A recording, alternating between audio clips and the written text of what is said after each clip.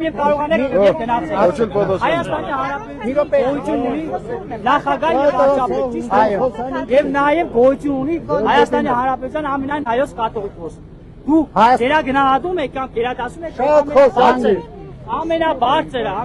գերագնահատում է կաթողիկոս անունը վարչապետ կամ չի կարա տենց բանել։ Հայաստանի մի րոպե սպասեք։ Մենք ղեկավարում ենք 3 միլիոնի հետ։ Ամենայն հայոց կաթողիկոսը Արի մի հատ անցես կոմ։ հայոց կաթողիկոսը Լսեք,